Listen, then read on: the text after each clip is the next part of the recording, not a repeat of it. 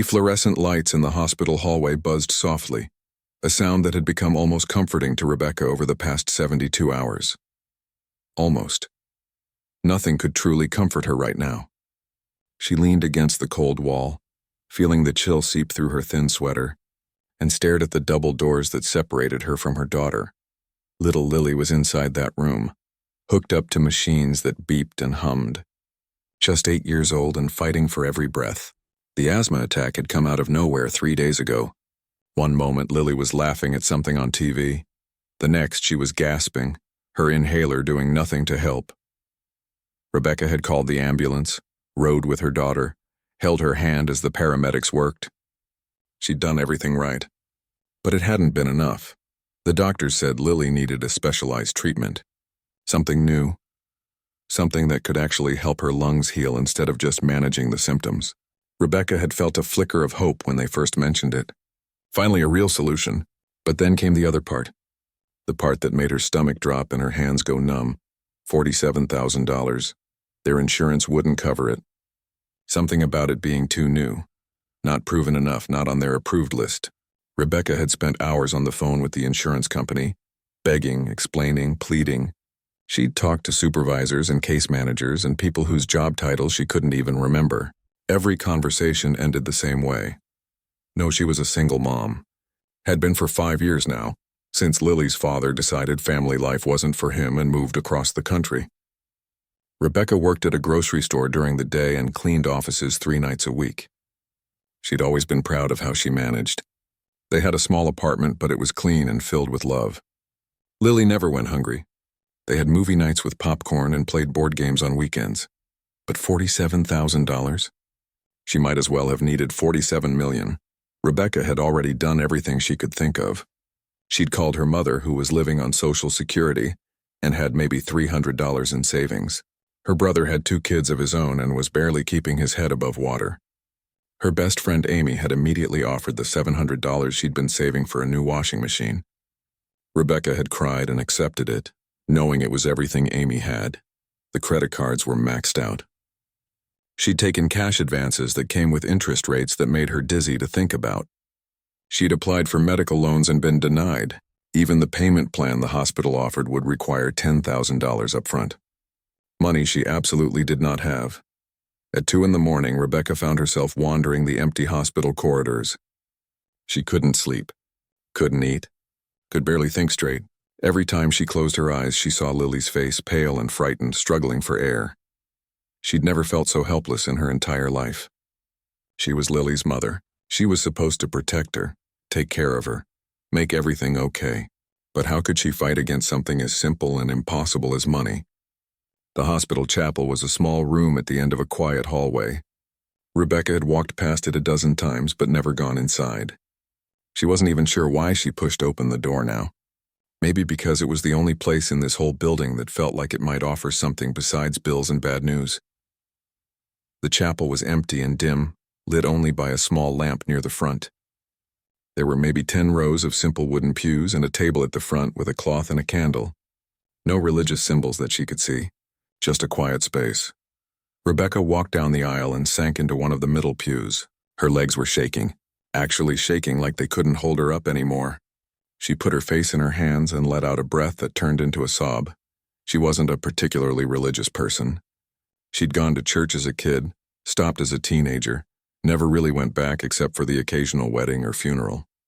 She wasn't sure if anyone was even listening, but in that moment, in that empty chapel at 2 a.m, she didn't know where else to turn.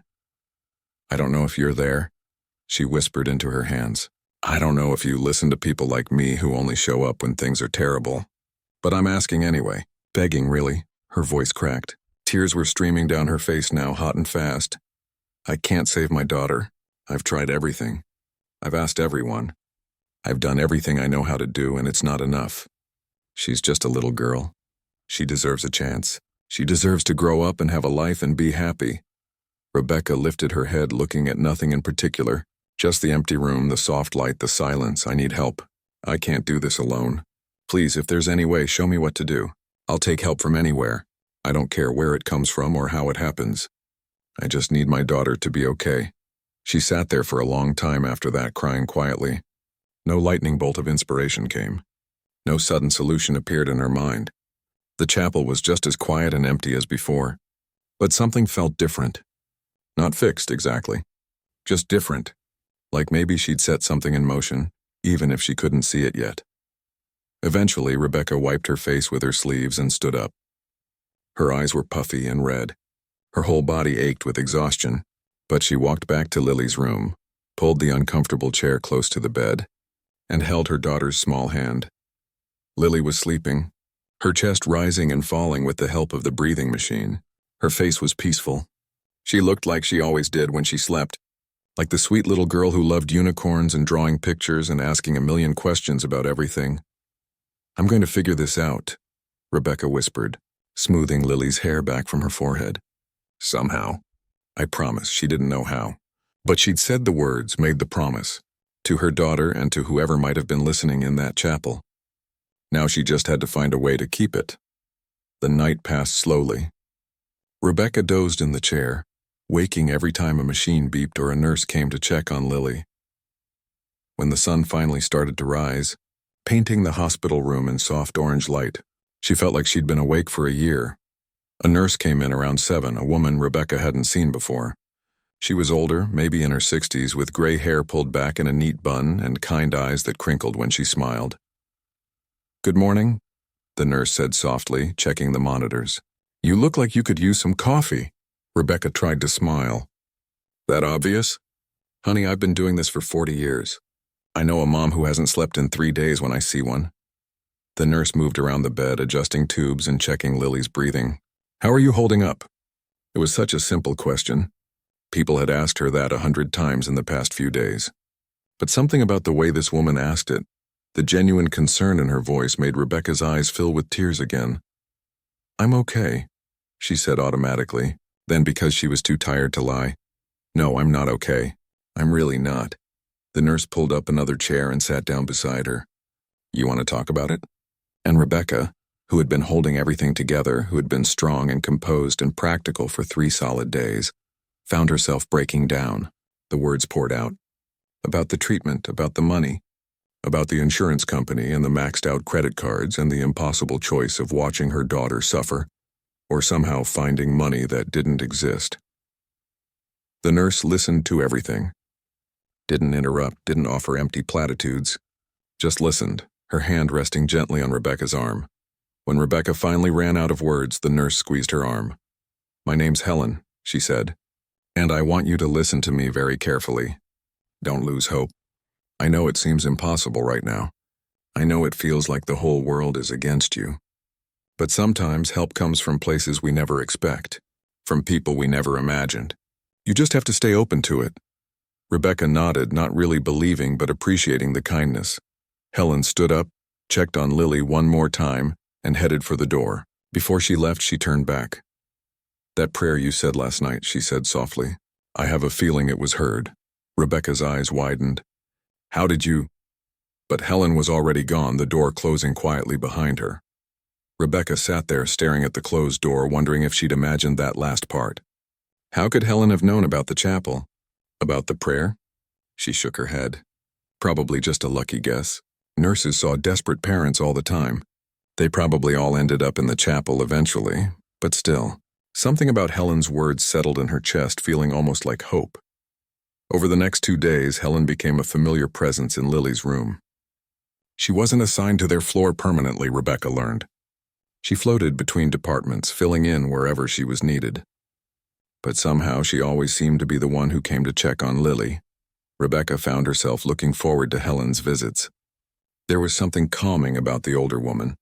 She didn't rush through her tasks like some of the other nurses. She took her time, talking to Lily even though the girl was often too weak to respond. She'd tell funny stories about her cat, or about silly things that happened in the hospital, little things that made the room feel less heavy. And she always asked Rebecca how she was doing, really asked, not just the automatic question people throw out without expecting an answer. On the 3rd day after their first meeting, Helen came in during her lunch break. She wasn't on duty, but she brought Rebecca a sandwich from the cafeteria and a cup of decent coffee from somewhere that definitely wasn't the hospital. "You need to eat," Helen said firmly. placing the sandwich in Rebecca's hands. I've watched you nibble on crackers for 3 days. That's not food. Rebecca looked at the sandwich, her eyes stinging. You didn't have to do this. I know. I wanted to. Helen settled into the visitor's chair, unwrapping her own sandwich. Eat with me. It's depressing eating alone. They sat in comfortable silence for a while, eating while Lily slept. The breathing machine hummed its steady rhythm. Outside the window, Rebecca could see the parking lot. People coming and going, living their normal lives. It felt strange that the world just kept moving when hers had completely stopped. Can I ask you something? Rebecca said finally. Helen nodded. Of course, that first morning. You said something about my prayer. How did you know? Helen was quiet for a moment, chewing thoughtfully. I saw you go into the chapel that night. I was doing rounds, passed by around 2:30. I didn't follow you or anything, she added quickly. I just saw you go in, and I've been doing this long enough to know what that means. When a parent finds their way to the chapel at 2 a.m, they're not just stopping by to admire the furniture.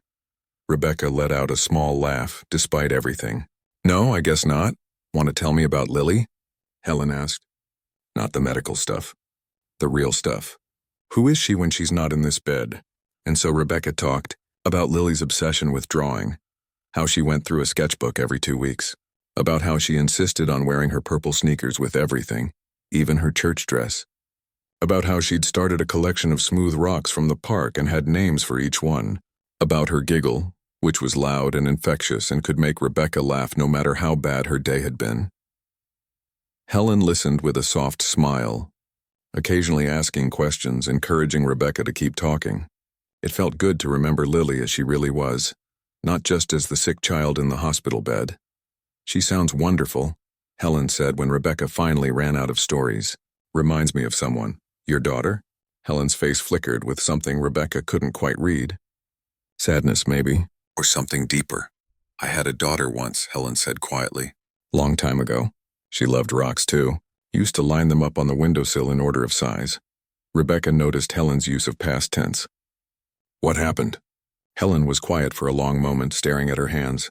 She got sick, leukemia. She was 7. She looked up at Rebecca, her eyes bright with old tears. This was 30 years ago. The treatment existed, but we couldn't afford it. I was a young nurse then, just starting out. Her father had left us. I tried everything, but it wasn't enough. She died 6 months after diagnosis. Rebecca's hand flew to her mouth. Helen, I'm so sorry. I shouldn't have asked. No, it's okay. Helen reached over and squeezed Rebecca's hand. It was a long time ago. I've made my peace with it. But it's why I became the nurse I am today. After she died, I promised myself something. I promised that I'd spend my whole life helping families like mine. That I'd be there for parents who were scared and alone. That somehow I'd find a way to make her short life mean something. They sat in silence, hands clasped. Rebecca felt a connection to this woman she barely knew, forged by the terrible fear that only parents of sick children understand. Is that why you've been so kind to us? Rebecca asked. Partly, Helen admitted. But also because you remind me of me. The way you haven't left her side. The way you're trying to be strong even though you're falling apart inside. I see myself 30 years ago in you. I don't feel strong, Rebecca whispered. I feel like I'm failing her. I can't get the money for her treatment. I've tried everything. The hospital wants a decision by the end of the week. But what decision is there to make? I can't come up with $47,000 in a week. I can't even come up with $10,000 for the payment plan. Helen didn't say anything for a moment. She seemed to be thinking hard about something, her brow furrowed. Can I ask you something personal? Helen said finally. Sure. If you could have any amount of money right now, what would you do with it? Rebecca didn't have to think about it. Pay for Lily's treatment. That's it. That's the only thing I need money for. Not catch up on rent? Not fix your car? Not pay off credit cards? I don't care about any of that, Rebecca said fiercely. I'll live in my car if I have to. I'll file for bankruptcy. None of that matters if Lily gets better. She's the only thing that matters. Helen nodded slowly, like Rebecca had just confirmed something she needed to know. I believe you, she said softly. The rest of Helen's lunch break passed with small talk. She told Rebecca about her cat, Mr. Whiskers, who was apparently the most spoiled animal in the city. She talked about her garden, about the tomatoes that were finally coming in after a slow summer. Normal things. gentle things that made Rebecca feel almost human again. When Helen stood to leave, she paused at the door. "Rebecca, I want you to remember something. The world is full of people who want to help. Sometimes we just have to let them." Rebecca wasn't sure what to say to that, so she just nodded. Over the next 2 days, Helen stopped by whenever she could, sometimes just for a few minutes between patients, sometimes for longer visits. She brought Rebecca little things: a magazine, a chocolate bar, a deck of cards to play with when Lily was awake. Lily had taken to Helen immediately. On the rare moments when she was alert enough to talk, she'd ask if Helen was working that day. Helen would sit on the edge of the bed and talk to her about anything and everything. She brought a small stuffed cat that looked like Mr. Whiskers. Lily clutched it constantly. "Helen's nice," Lily said one afternoon, her voice weak but sincere. "She is," Rebecca agreed, smoothing her daughter's hair. "Very nice. She makes you smile," Lily observed. "You haven't smiled much lately." Rebecca's chest tightened. Her daughter was fighting to breathe, hooked up to machines, facing an uncertain future, and she was worried about her mother smiling. "I smile all the time," Rebecca protested gently. "Not real smiles," Lily said, "but you do real ones when Helen's here." Kids saw too much, understood too much. That evening, Helen came by at the end of her shift. She looked tired, the kind of bone-deep exhaustion that came from a long day of caring for people, but she still took the time to check on Lily, to adjust her blankets and make sure she was comfortable. "Walk with me?" Helen asked Rebecca. "Just to the cafeteria and back." "You need to move around," Rebecca hesitated. She hated leaving Lily even for a few minutes. "She's sleeping," Helen said gently, "and I'll have them page us if anything changes. 5 minutes, please." They walked slowly down the corridor past other rooms where other families were dealing with their own crises. The hospital at night had a different feel. Quieter, more intimate somehow. "I've been thinking about something," Helen said as they walked. "About your situation?" Rebecca's stomach nodded. She didn't want pity, didn't want another person telling her how sorry they were that they couldn't help. "I have some money saved," Helen continued. "Not a fortune, but enough. I've been saving for a long time. My whole career, really. Living simply, putting away what I could." "Helen, I can't take your money," Rebecca said quickly. "You've already been so kind, too kind." "But I couldn't—" "I'm not offering it to you," Helen interrupted. "Not yet, anyway. I'm still thinking about it. Praying about it, actually." Rebecca stopped walking. "Praying about what?" Helen turned to face her. In the dim hospital hallway, she looked older somehow, but also peaceful. "I told you I made a promise after my daughter died, that I'd find a way to make her life mean something. For 30 years, I've been saving money, waiting to know what that meant, how I could keep that promise." She paused. "When you told me about Lily, about the treatment, about how much it cost, something clicked. It was like I'd been waiting my whole life for this exact moment." Rebecca's heart was pounding. "Helen, what are you saying?" "I'm saying that I might have found my answer. My purpose. The reason I've been saving all these years." Helen's eyes were bright with tears. "But it's a big decision. I need to think about it. Pray about it like you did. I need to be sure." Rebecca couldn't speak, couldn't breathe. Was Helen suggesting what she thought she was suggesting? "Don't get your hopes up," Helen said quickly. "I'm not promising anything. I just need some time to think, to be certain. Can you give me that?" Rebecca nodded, not trusting her voice. Helen smiled and took both of Rebecca's hands in hers. "Your prayer is still working its way through the universe. Have faith." They walked back to Lily's room in silence. Rebecca's mind was spinning. Was it possible? Could Helen really be considering paying for the treatment? It seemed impossible. Too good to be true. People didn't do things like that for strangers. But Helen wasn't exactly a stranger anymore, was she? That night, after Helen had gone home, Rebecca sat in her usual chair beside Lily's bed. The hospital was quiet, just the machines and the occasional footsteps in the hallway. She thought about her desperate prayer in the chapel, about Helen appearing the next morning, about the kindness this woman had shown them, about the daughter Helen had lost and the promise she'd made. Maybe, Rebecca thought, prayers didn't always get answered the way you expected. Maybe they worked through people, through connections and kindness, and the most unexpected meetings. She held Lily's hand and allowed herself to feel something she hadn't felt in days: hope. Rebecca didn't see Helen for 2, days after their conversation in the hallway. At first, she didn't think much of it. Helen had mentioned she was working in a different wing of the hospital, but as the hours turned into days, Rebecca found herself looking for her, hoping to see that familiar gray bun and kind smile. She tried not to think too much about what Helen had said, about the money she'd been saving, about finding her purpose. Rebecca told herself not to get her hopes up. Helen had been clear that she was still thinking about it, still deciding, but the deadline was approaching. The hospital had given Rebecca until Friday to either come up with the initial payment or agree to send Lily home with basic medication. Just 3 more days. The thought made her feel sick. On Wednesday morning, Rebecca was dozing in her chair when someone knocked softly on the door. She jerked awake, expecting a nurse or doctor. Instead, it was a woman she'd never seen before. Professional-looking, carrying a folder. "Mrs. Cooper?" the woman asked. "Miss Cooper," Rebecca corrected automatically.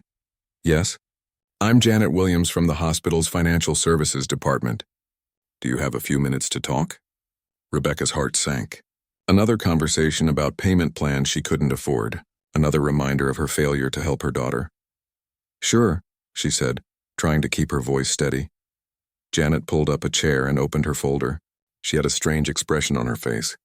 Confused almost, like she was about to deliver news she didn't quite understand herself. "Ms. Cooper, I have to be honest with you. In 15 years of doing this job, I've never had to have a conversation quite like this one." Rebecca braced herself. "Okay. Your daughter's medical expenses have been paid in full." The words didn't make sense at first. Rebecca heard them but couldn't process what they meant. "What? Someone has paid Lily's entire bill," Janet repeated, glancing down at her paperwork. "The full $47,000. The payment came through yesterday evening via a charitable foundation. The funds have been verified and cleared. As of this morning, you owe nothing."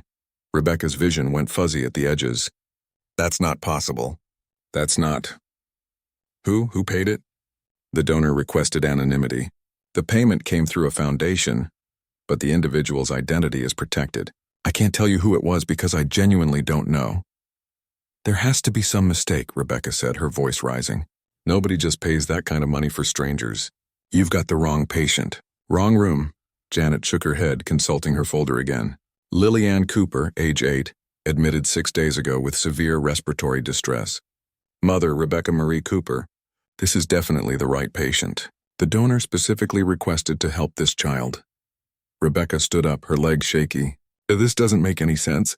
I don't know anyone with that kind of money. I don't have rich relatives. I don't know any wealthy people at all. There has to be a mistake." "I've triple-checked everything," Janet assured her. "The payment is legitimate and has been processed. The treatment can begin as soon as Lily's doctors determine she's ready. All the authorization has been approved." Rebecca sank back into her chair, her mind reeling. $47,000 just paid like it was nothing, by someone who didn't even want recognition for it. "Can you tell me anything about this foundation?" Rebecca asked desperately. "Anything at all?" Janet flipped through her paperwork. "It's called the Hope Foundation. It's a small private charitable organization. They've made similar donations to other families in medical crisis, but they're very selective. They don't advertise, don't take applications. They just find people to help. How would they even know about us?" "Someone must have contacted them on your behalf," Janet said. "That's usually how it works. A nurse or doctor or social worker who knows about the foundation will reach out about a deserving case. But I don't know who made the referral in your situation." After Janet left, Rebecca sat in stunned silence, staring at her daughter. Lily was sleeping peaceful, unaware that her life had just been saved by a complete stranger. Or was it a stranger? Rebecca's mind immediately went to Helen. The timing was too perfect. 2 days after Helen had talked about her savings, about finding her purpose, suddenly the bill was paid through a mysterious foundation. But Helen had been a nurse for 40 years. She'd said she'd been saving her whole career, living simply. How much could she have saved on a nurse's salary? $47,000 seemed like so much money. Could Helen really have that much put away? Rebecca needed to find her, needed to thank her, or at least try to confirm her suspicions. She asked every nurse who came into the room about Helen. Most knew her, but nobody seemed to know where she was or when her next shift was. One nurse mentioned that Helen had taken a few days off. Personal time. The not knowing was torture. Someone had saved her daughter's life and Rebecca couldn't even thank them. Lily's doctors came by that afternoon with incredible news. Now that the financial obstacle was cleared, they could begin the specialized treatment immediately. Within an hour, Lily was being prepped. Rebecca signed forms in a daze, still processing everything that had happened. The treatment itself would take several weeks, the doctors explained. But the prognosis was excellent. With this therapy, Lily's lungs would actually heal rather than just being managed with inhalers and medications. She could have a normal life. Run and play without constantly worrying about the next attack. Rebecca called her mother, called Amy, called everyone who'd been worried and praying. Everyone was shocked and thrilled and baffled. Her mother kept saying it was a miracle. Amy wanted to know who the mystery donor was. Rebecca had no answers. That night, Rebecca returned to the chapel, the same empty, quiet space where she'd prayed in desperation just a week ago. She knelt in the same pew, but this time her prayer was different. "Thank you," she whispered. "I don't know who you used to answer my prayer. I don't know if it was that foundation or Helen or some stranger who'll never know how grateful I am. But thank you. My daughter is going to be okay because someone cared enough to help us." She sat there for a while, tears streaming down her face. Happy tears this time. Grateful tears. When she left the chapel, she nearly collided with someone in the hallway, an older man in a janitor's uniform pushing a cart of cleaning supplies. "Sorry," Rebecca said quickly. "No problem." The man smiled at her. "You look happy." "That's nice to see. Not many people leave the chapel smiling." "I just got the best news," Rebecca said. "The kind of news that seems impossible." "Nothing's impossible," the janitor said. "I've worked here 23 years, seen all kinds of miracles, the medical kind and the other kind, the ones that come from people being good to each other." Rebecca nodded. "I think I just experienced one of those." "The best kind," the janitor agreed. "You know what I've learned working here? There are people in this world who spend their whole lives just waiting for a chance to help someone. They don't want credit or recognition. They just want to make a difference. Your miracle probably came from someone like that. I wish I could thank them." "Maybe that's the point," the janitor said thoughtfully. "Maybe it's not about the thanks. Maybe it's about paying it forward someday when you can, keeping the chain going." Rebecca thought about that as she walked back to Lily's room. Maybe the janitor was right. Maybe she'd never know for certain who had saved her daughter. Maybe she wasn't supposed to know. But she'd spend the rest of her life looking for ways to pay it forward. Somehow. Someday when she could. Lily was awake when Rebecca got back, looking more alert than she had in days. "Mom, the doctor says I'm going to get better," Lily said, her voice stronger. "Really better. Like forever better." Rebecca sat on the edge of the bed and took her daughter's hand. "That's right, baby. You're going to be okay." "How?" Lily asked. "I heard you talking to Grandma. You said we didn't have the money." Rebecca chose her words carefully. "Someone helped us." "Someone very kind decided to pay for your treatment." "Who?" "I don't know," Rebecca admitted. "But whoever they are, they must be a very special person." Lily thought about this for a moment. "Like an angel?" "Maybe," Rebecca said, smiling. "Maybe exactly like that." Over the next few days, as Lily began her treatment and started showing improvement, Rebecca kept asking about Helen. She learned that Helen wasn't scheduled to work again until Monday. 4 days away, the wait was excruciating. Other nurses had heard about the mysterious donation. Word traveled fast in the hospital. Everyone had theories.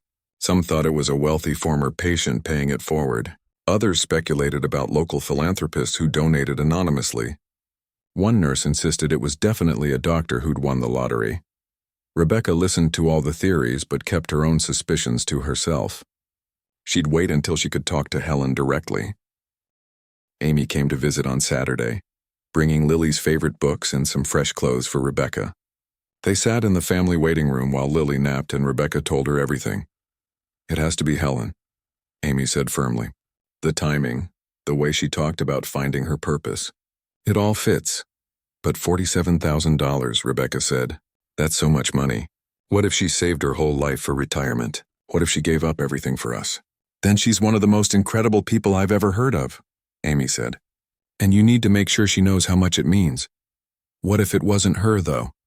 "What if I'm wrong?" "Then you thank her for being an amazing friend during a terrible time," Amy said. Either way, that woman deserves gratitude. That night, Rebecca wrote a letter. She didn't know if she'd ever give it to anyone, but she needed to get the words out, needed to express the overwhelming gratitude that was filling her chest. To whoever saved my daughter, she wrote, I will never be able to truly thank you enough. You gave us more than just money for treatment. You gave us hope. You gave us a future. You showed us that there is still profound goodness in the world. Lily will grow up because of your kindness. She'll go to school, make friends, fall in love, have dreams and adventures. She'll have a whole life because of you. And every single good thing that happens to her, every smile and laugh and moment of joy will exist because you cared about a stranger. I will spend the rest of my life trying to be worthy of this gift, trying to pass on even a fraction of the kindness you've shown us. Thank you doesn't seem like enough, but it's all I have. Thank you. Thank you. Thank you. Rebecca folded the letter and tucked it in her purse. Someday, somehow, she'd find a way to deliver it to the right person. Sunday evening, Rebecca was reading to Lily when there was a soft knock on the door. She looked up, expecting another nurse. It was Helen. She stood in the doorway, looking uncertain. Nervous, even. Her eyes were red like she'd been crying. Helen, Rebecca breathed. Hi, Helen said softly. I heard Lily started her treatment. I wanted to check on how she's doing. Rebecca stood up, her heart pounding. She's doing great. Really great. Helen, I need to talk to you. Helen glanced at Lily, who was watching them with curious eyes. Maybe in the hallway. They stepped outside the room. The corridor was quiet. Most of the visitors gone for the evening. Rebecca didn't even know where to start. Helen, was it you? Did you walk with me? Helen interrupted gently. Please.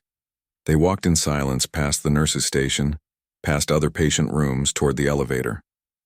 Helen seemed to be gathering her courage, and Rebecca didn't want to push. She could wait. After everything Helen had done for them, she could wait. Helen led them to a small outdoor courtyard on the 3rd floor. Rebecca had never even known it existed. It was a peaceful space with a few benches and some potted plants. The evening air was cool and refreshing after so many days in the recycled hospital atmosphere. They sat on a bench facing a small fountain. The water made a gentle trickling sound. Helen stared at it for a long moment before speaking. I did it, she said quietly. I paid for Lily's treatment. Even though Rebecca had suspected, hearing the confirmation out loud made her chest tight. Helen, let me finish, Helen said, her voice shaking slightly. I need to explain. I need you to understand why. Rebecca nodded, not trusting her voice. Helen took a deep breath. When my daughter died 30 years ago, something broke inside me. I was angry at the world, at God, at myself. Angry that money, of all things, was what stood between my baby and her life. It seemed so cruel, so arbitrary. She paused, wiping at her eyes. After the funeral, I made a decision. I was going to become a nurse, first of all. I was going to spend my life helping sick children. But more than that, I promised myself that I would save every penny I could, that someday, somehow, I would have enough money to help a family like mine, to save a child the way I couldn't save my own daughter. Rebecca's throat was tight with emotion. I never married, Helen continued. Never had other children. I lived in the same small apartment for 25 years. Drove the same car for 15. I didn't take vacations or buy nice things. Every extra dollar went into savings. My friends thought I was crazy. My family worried about me. But I knew what I was doing. I was preparing for something. I just didn't know what yet. For 30 years I saved. The money grew slowly but steadily. And I prayed every single night that God would show me when the time was right, that I'd know without a doubt when I found the child I was meant to help. Helen turned to look at Rebecca, tears streaming down her face. The night I saw you go into the chapel, I felt something. A pull, a knowing. Then the next morning when you told me about Lily, about the treatment, about the cost, it was like everything suddenly made sense. 30 years of saving, 30 years of waiting all led to this moment, to your daughter. Rebecca was openly crying now. Helen, you gave us everything. Your whole life savings. No, Helen said firmly. I gave it purpose. For 30 years, that money just sat there earning interest, meaning nothing. Now it means everything. It means Lily gets to grow up. It means you don't have to choose between your daughter and your future. It means my own daughter's death wasn't completely meaningless. But your retirement, Rebecca protested. How will you live? What will you do? Helen smiled through her tears. I have my pension. I have Social Security. I'll be fine. I never needed that money for myself. I needed it for this. Rebecca wanted to argue, to insist that Helen take the money back, that they'd find another way. But she could see in Helen's face that this wasn't just charity. This was Helen's purpose. Her life's mission. Taking that away from her would be cruel. I don't know how to thank you, Rebecca said, her voice breaking. I don't have words big enough for what you've done. You don't need to thank me, Helen said. You already did. That first morning, when I asked you what you'd do if you had the money and you said the only thing that mattered was Lily. Not your bills, not your car, not anything else. Just your daughter. That's when I knew for certain. I'd found the right family. They sat together in silence for a while, both crying, both overwhelmed. The fountain trickled on, indifferent to the profound moment happening on the bench beside it. Finally, Rebecca spoke. Why didn't you tell me sooner? Why the anonymous foundation? Helen looked sheepish. I was scared. Scared you'd try to talk me out of it. Scared you'd feel like you couldn't accept it if you knew it was me. I thought if it came through a foundation, it would be easier for you to accept. She paused. But then I realized I needed to tell you. You deserve to know. And honestly, I wanted you to know. I wanted someone to understand why I did it. I'm glad you told me, Rebecca said. But Helen, this is too much. Let me find a way to pay you back. Even if it takes the rest of my life. No, Helen interrupted firmly. This was a gift. Not a loan. You can't pay it back and I won't let you try, but what? Helen's expression softened. There is something you can do for me. Live your life. Raise that beautiful girl. Let her run and play and be a kid without fear. When she asks about how she got better, tell her about kindness, about how people can help each other.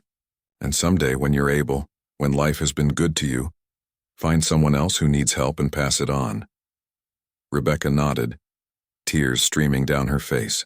I promise. I swear I promise.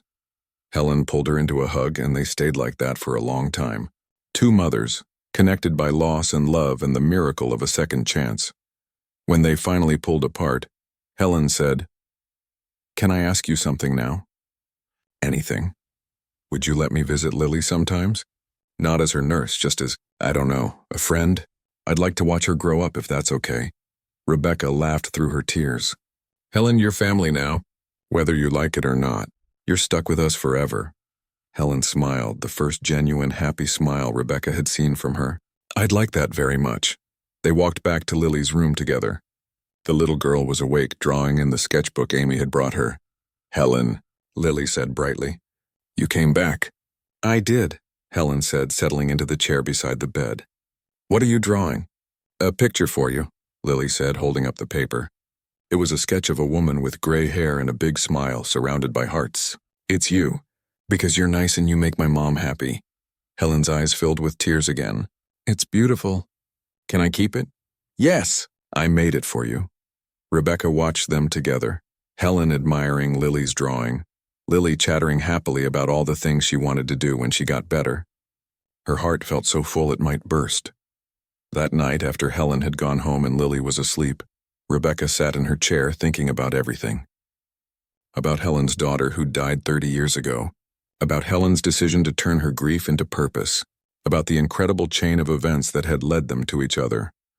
She thought about her desperate prayer in the chapel and how it had been answered in the most unexpected, most beautiful way possible. Not by money appearing from nowhere, but by connecting her with someone who'd been preparing for this moment for 3 decades. The next day, Lily's doctor came by with excellent news. She was responding even better to the treatment than they'd hoped. Her lung function was improving dramatically. If things continued this way, she might be able to go home in just 2 more weeks.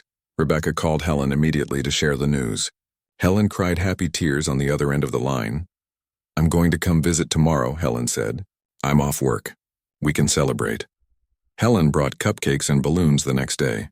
They had a little party right there in the hospital room. Lily, who was feeling so much better, was sitting up and laughing. She insisted Helen sit beside her on the bed while they ate cupcakes and played card games. A young nurse who was new to the floor came in to check Lily's vitals. She looked at the celebration, confused. Is this a birthday? She asked. Better than a birthday, Lily announced. It's a miracle day. Helen saved my life, so we're celebrating. The young nurse looked at Helen with new respect. You donated? Helen looked uncomfortable with the attention. It's nothing. It's not nothing, Rebecca said firmly. It's everything. After the nurse left, Helen turned to Rebecca. You didn't have to tell her. Yes, I did, Rebecca said. What you did should be celebrated. You're a hero, Helen. I'm not a hero, Helen protested. I'm just someone who found her purpose. Over the next week, as Lily continued to improve and her discharge date was set, Rebecca and Helen spent hours talking. Helen shared more about her daughter, about the guilt she'd carried for not being able to save her. Rebecca shared her fears about the future, about raising Lily alone, about all the uncertainties that still existed. You're not alone anymore, Helen reminded her. You have me now. And I'm not going anywhere, it was true. In the space of just 2 weeks, Helen had become as much a part of their life as any blood relative. More in some ways. She was the answer to a prayer. The miracle they'd needed. On the day before Lily's discharge, Helen brought something to the hospital, a small wooden box. I want you to have this, she said, handing it to Rebecca. Inside was a photograph of a young girl with bright eyes and a gap-toothed smile. Helen's daughter. Her name was Catherine, Helen said softly. Katie, she was 7 when this was taken. A few months before she got sick, Rebecca looked at the photo, at the child who'd been gone for 30 years but whose legacy had saved her own daughter's life. She's beautiful, Rebecca whispered. I thought Lily might want to know about her, Helen said, about the girl who started all of this. About how one life, even a short one, can echo through time and save another life decades later. Rebecca carefully set the photo on Lily's bedside table. We'll never forget her, or you. This story, Helen, this incredible thing you did, we'll tell it forever. We'll make sure Katie's memory lives on. Helen nodded, too emotional to speak. That evening, Rebecca sat down with Lily and told her everything. About Helen's daughter, about how Helen had saved for 30 years, about the promise that had led to Lily's treatment being paid for. Lily listened with wide eyes, processing the magnitude of what she was hearing. So Helen's daughter died, Lily said slowly. And then Helen helped me live? That's right, Rebecca confirmed.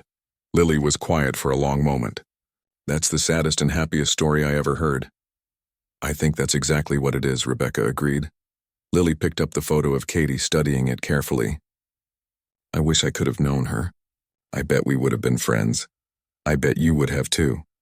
Mom, Lily said softly, when I grow up, I want to help people like Helen helped me. I want to save someone's life too. Rebecca's eyes filled with tears. I think that would make Helen very happy. And I think it would make Katie happy too. The chain of kindness, Rebecca realized, didn't end with Helen's gift. It was just beginning. The day Lily was discharged from the hospital should have been the happiest day of Rebecca's life. And it was. But it was also bittersweet. She kept thinking about Helen, about the enormous sacrifice she'd made, about the retirement savings that were now gone. Rebecca couldn't let it go. For 3 days after they got home, she lay awake at night, thinking about what she could do. Helen insisted she was fine, that she didn't need anything, but Rebecca couldn't shake the feeling that she had to try to do something. Anything. On the 4th day home, while Lily was napping, Rebecca called Amy. I can't just accept this, Rebecca said. Helen gave up everything for us. There has to be a way to help her back. What are you thinking? Amy asked. I'm thinking maybe we can raise money. Not to pay her back exactly, because she'd never accept that, but to help secure her retirement, to make sure she's okay. Amy was quiet for a moment. Like a fundraiser? Maybe, I don't know. Is that crazy? It's not crazy, Amy said slowly. But Rebecca, Helen specifically didn't want recognition. She used an anonymous foundation for a reason. I know, but what if she'd be okay with it now? What if we asked her? That evening, Rebecca went to visit Helen at her apartment. It was a small, neat place that looked exactly like Helen, modest, practical, and full of warmth. Pictures covered the walls, mostly of Helen with other nurses over the years, a few of Katie as a baby. They sat in Helen's tiny living room drinking tea. Mr. Whiskers, the famous cat, sat in Rebecca's lap, purring loudly. Helen, I need to ask you something, Rebecca said. And I need you to really think about it before you say no. Helen raised an eyebrow. That sounds ominous. What you did for us, it's the most incredible act of kindness I've ever heard of. And I've been thinking that other people might want to know about it, might want to help you the way you helped us." Helen's expression turned cautious. "What do you mean?" Rebecca took a deep breath. "I want to tell your story, not for attention or anything like that, but because I think people need to hear it. I think people need to know that this kind of goodness exists in the world, and I think if they knew what you sacrificed, they might want to help restore what you gave up." "Rebecca, no," Helen said immediately. "I didn't do this for recognition or to get anything back. I know that.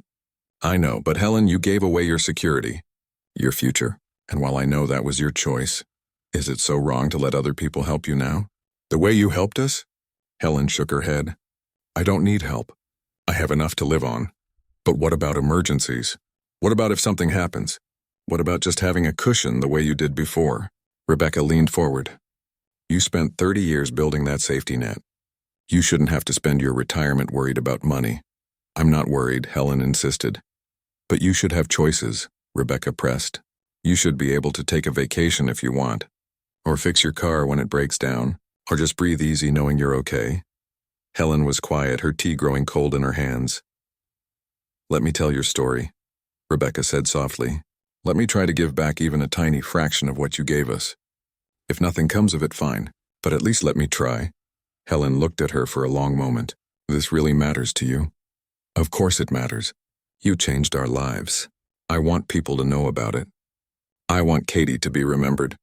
I want the world to know about the most selfless person I've ever met." Helen's eyes filled with tears.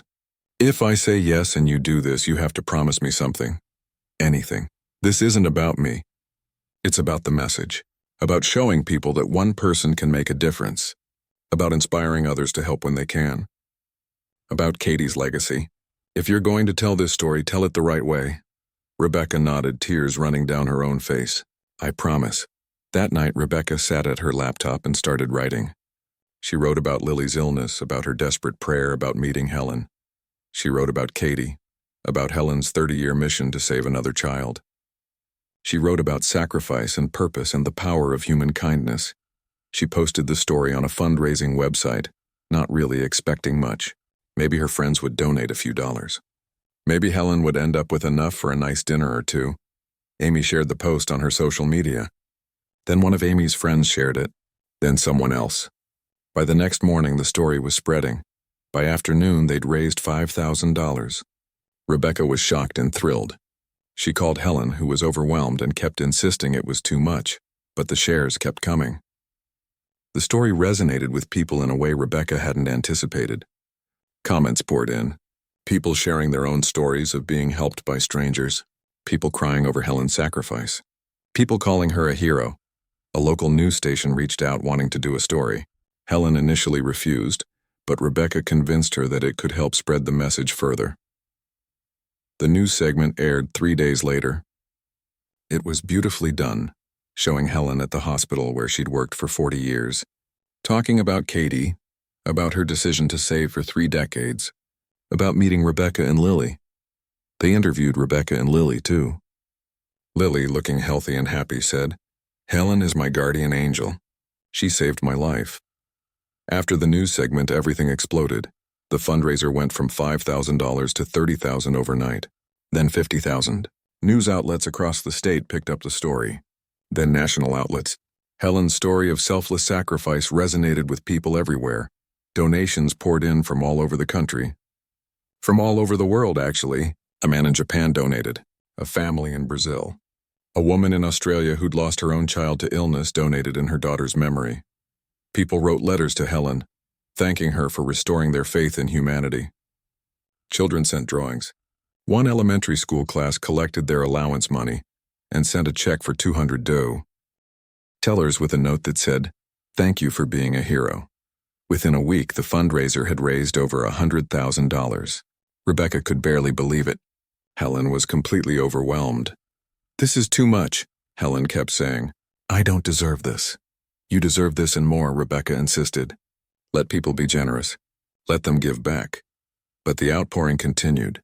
A retired businessman donated $20,000. A tech company matched all donations up to $50,000. Celebrities started sharing the story on their social media.